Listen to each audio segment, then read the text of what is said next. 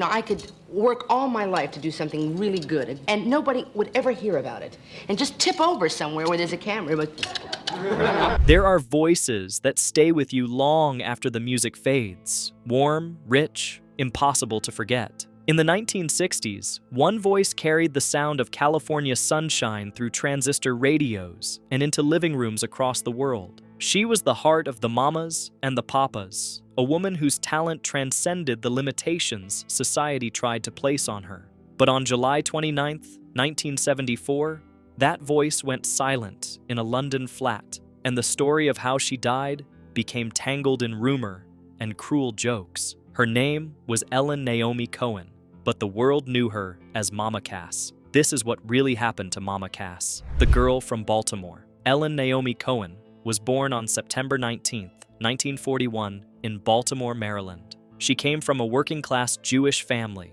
the daughter of Philip and Bess Cohen. All four of her grandparents were Russian Jewish immigrants who had come to America looking for better lives. The family struggled financially during Ellen's childhood, moving through various difficult circumstances trying to make ends meet. Eventually, her father found steady work selling meals to construction workers from a lunch wagon.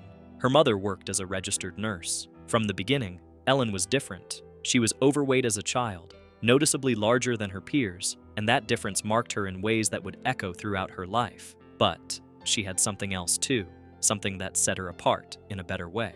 She had an IQ of 165, brilliant by any standard, and she used that intelligence as both shield and sword against the cruelty of childhood. At school, being the fat kid meant being the target. The mockery, the exclusion, the casual cruelty of teenagers who hadn't yet learned empathy. Ellen developed a defense mechanism that would become her trademark, self-deprecating humor delivered with perfect timing.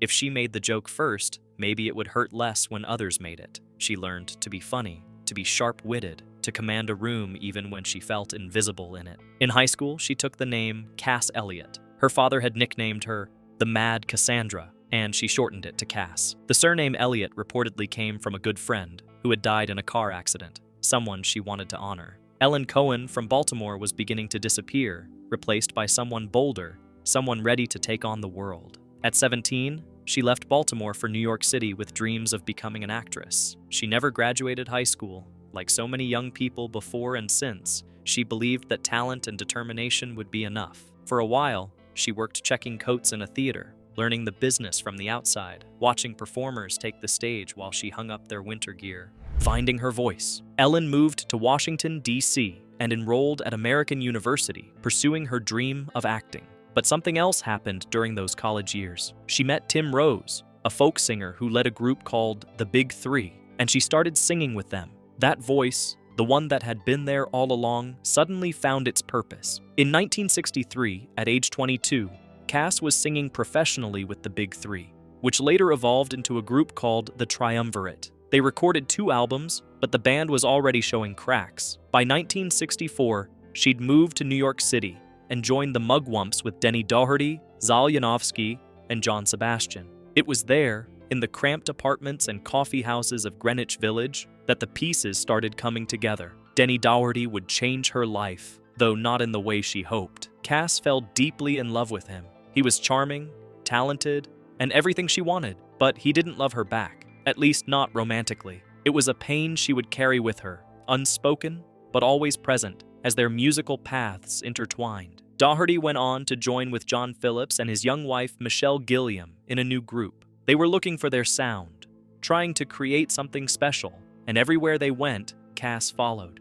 Not because she was invited, not because they wanted her there, because she couldn't stay away from Denny, and because she knew she belonged in that sound. John Phillips would later tell the story with cruel casualness. Cass would get jobs as a waitress in the nightclubs where they performed. She'd rehearse with them during the day, helping create the harmonies, building the arrangements. Then Phillips would tell her to serve drinks while they went on stage without her. It was, in his words, a sadomasochistic game. Finally, they let her join, not out of kindness, but because they realized they needed her voice. The harmonies didn't work without her. The sound wasn't complete. In 1965, the Mamas and the Papas were officially born. Got robbed in Harrods. Little old lady beat me about the head and shoulders with her shopping bag. California dreaming. They moved to Los Angeles in 1965. 4 talented musicians with complicated relationships and unlimited potential. John Phillips was the leader and primary songwriter, married to Michelle, the California-born blonde beauty who looked like she'd stepped out of a magazine. Denny Doherty was the tenor with the smooth voice and easy charm, and Cass was the contralto, the emotional center, the one whose voice made everything else possible. They signed with Dunhill Records after producer Lou Adler heard them sing. The story goes that they were supposed to provide backup vocals for folk singer Barry McGuire on a song John and Michelle had written called California Dreamin'. But when Adler heard the 4 of them harmonize, he knew he'd found something special. He gave them $100 as a down payment on a contract they'd signed that week. The version of California Dreamin', released in December 1965, featured Denny on lead vocals, but it was the 4-part harmony that made it magical. That blend of voices, that perfect balance of male and female, high and low, created something bigger than any of them individually. The song climbed to number 4 on the Billboard Hot 100 in early 1966 and sold over 1 million copies. Their debut album, If You Can Believe Your Eyes and Ears, followed in February 1966 and shot to number 1. Their next single, Monday Monday, went all the way to the top of the charts and won a Grammy. They were suddenly everywhere, the sound of a generation, the musical embodiment of California sunshine and hippie optimism. Behind the scenes, it was chaos. Michelle was having an affair with Denny, even though she was married to John. Cass watched the man she loved with another woman and tried to hide her heartbreak. She reportedly asked Michelle, "I don't get it. You could have any man you want. Why would you take mine?" It was a question without a good answer.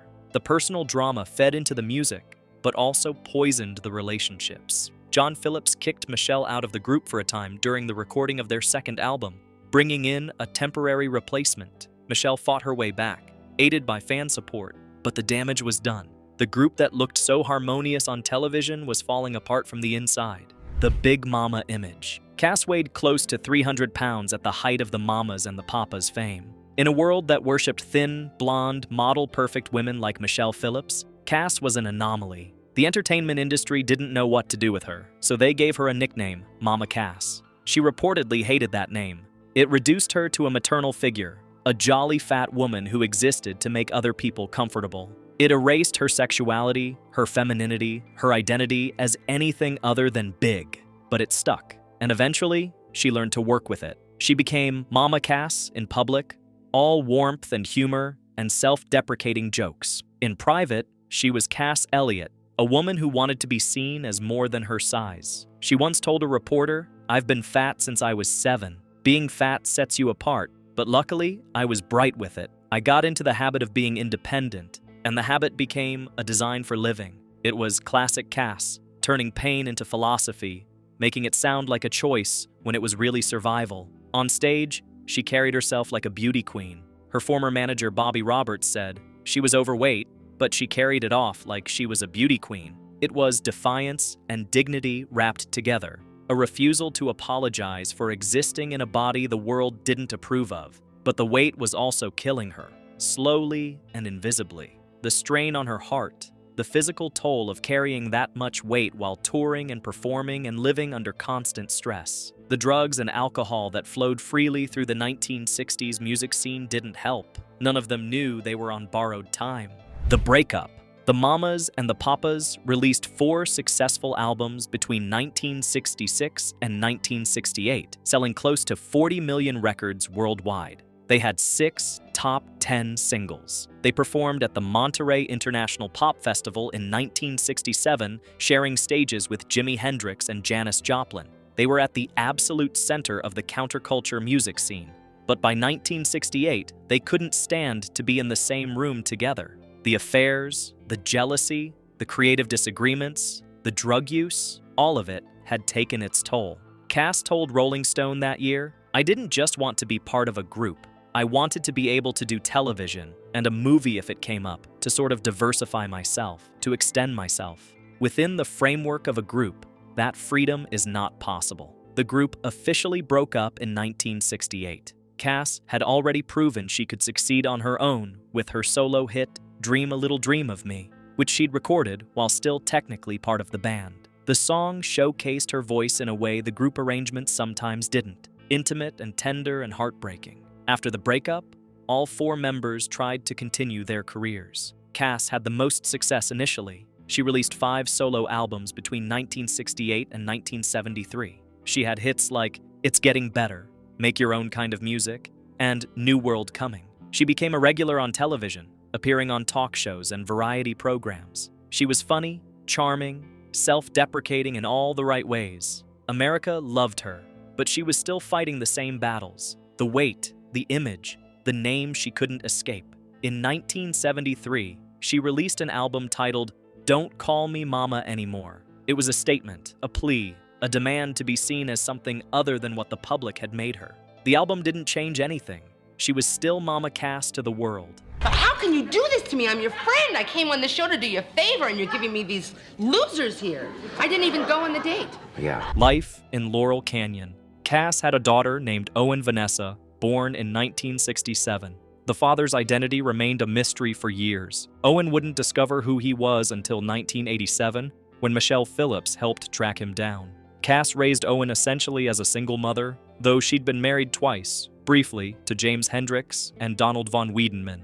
She lived in Laurel Canyon, the epicenter of the Los Angeles music scene in the late 1960s and early 1970s. Her house became a famous gathering place. Jack Nicholson, James Taylor, Joni Mitchell, David Crosby, Stephen Stills, Eric Clapton, they all stopped by. In fact, Crosby, Stills, and Nash first harmonized together at Cass's house, discovering the blend that would make them famous. There are photographs from that time of musicians lounging in her yard, of baby Owen in the foreground while rock and roll history happened in the background. It was chaotic, creative, often drug-fueled. Cass tried to keep Owen insulated from the worst of it, creating a safe space upstairs while the party raged below. She told people she was independent, that she valued her freedom above all else. I buy them a motorcycle, a leather suit, and put them in acting school. She joked about finding boyfriends. It was funny on the surface, sad underneath. She was successful, wealthy, talented, surrounded by famous friends, but she couldn't find the kind of love she wanted. The final performance. By 1974, Cass Elliot was ready for a new chapter. At 32, she'd survived the breakup of the mamas and the papas, built a solo career, raised a daughter, and carved out a space for herself in an industry that hadn't made it easy. She was ready to prove she could succeed at the highest levels. In July 1974, she was booked for a 2-week engagement at the London Palladium, one of the most prestigious venues in the world. Playing the Palladium was comparable to playing Carnegie Hall in the United States. It was validation, recognition that she'd made it on her own terms. The engagement was a triumph. Night after night, she received standing ovations. The British audiences loved her. Her voice was as powerful and beautiful as ever. She was finally, truly being seen as Cass Elliot, not just as Mama Cass. On July 27, 1974,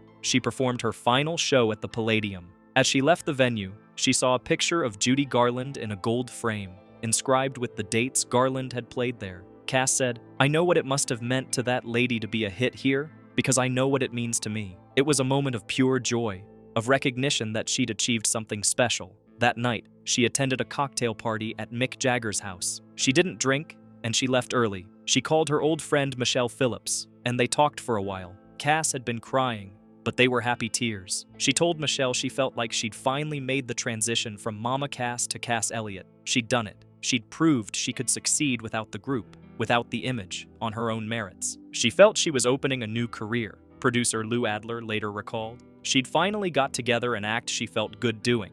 Not prostituting herself, but middle-of-the-road people enjoyed it, and she enjoyed doing it. She was staying in a London flat owned by Harry Nilsson, living there with her friend and road manager George Caldwell. Several people had been in and out of the apartment throughout the day on July 29th. When they checked on her that evening, they thought she was sleeping.